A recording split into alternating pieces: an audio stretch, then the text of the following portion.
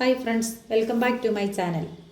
ഇന്ന് നമ്മൾ ചെയ്യാൻ പോകുന്നുണ്ടല്ലോ ചക്കപ്പഴം ഒന്ന് വിളയിച്ചെടുക്കുന്ന പണിയാണ് കേട്ടോ. ചക്കപ്പഴം ഇഷ്ടമില്ലാത്തവരാരും കാണത്തില്ലല്ലോ. അപ്പം നമുക്ക് ചക്കപ്പഴം ഒന്ന് വിളയിക്കുന്ന എങ്ങനെയാണെന്ന് നോക്കാം കേട്ടോ.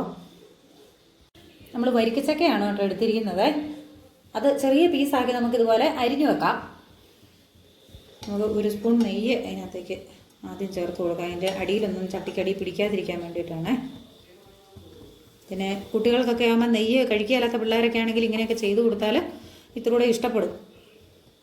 മധുരം ഉള്ളതുകൊണ്ട് പെട്ടെന്ന് ഇഷ്ടപ്പെടാൻ സാധ്യതയുണ്ട്. വയറൊക്കെ നിറച്ച് കഴിച്ചോളും. നല്ല ടേസ്റ്റാണ് ഉണ്ടാക്കി കഴിയുമ്പോൾ.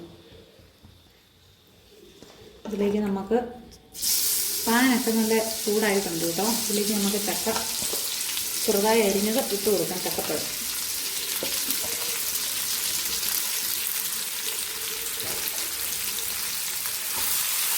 നമുക്ക് ഇളക്കി കൊടുക്കാം.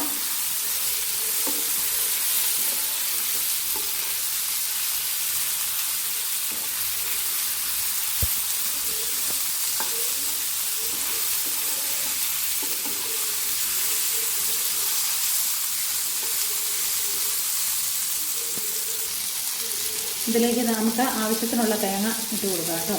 തേങ്ങ ചിരണ്ടിയത് മതി. അത് നമുക്കൊന്ന് മിക്സ് ചെയ്ത് നമ്മുടെ മൊത്തത്തെ ആക്കിയിട്ട് പെട്ടെന്ന് തന്നെ വേവും.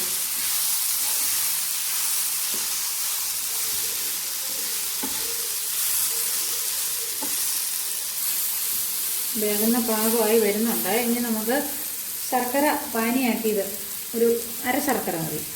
അത് നമുക്ക് ഒഴിച്ചു കൊടുക്കാം.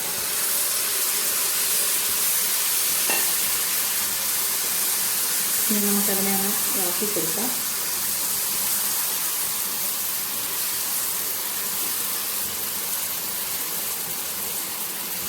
ജീരകം ഏലക്കായും നമ്മൾ ഇതിനകത്ത് ഇച്ചിരി ചേർക്കുന്നുണ്ട് കേട്ടോ.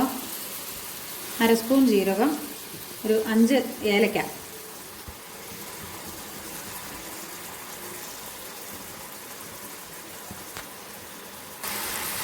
പിന്നെ വെള്ളമൊക്കെ ഒന്ന് പറ്റി വരുന്നുണ്ട് കേട്ടോ. അപ്പോൾ നമ്മുടെ ചക്ക വിളയിച്ചത് ഇവിടെ റെഡി ആയിട്ടുണ്ട്. പിന്നെ കുട്ടികൾക്കും മുതിർന്നവർക്കും ഒരുപോലെ ഇഷ്ടപ്പെടുന്ന ആണ് ചക്ക വിളയിച്ചത്. അപ്പോൾ നിങ്ങളും വീട്ടിൽ ട്രൈ ചെയ്ത് നോക്കണം കേട്ടോ. അപ്പോൾ അടുത്ത വീഡിയോയിൽ കാണുന്നത് വരെ താങ്ക് യു.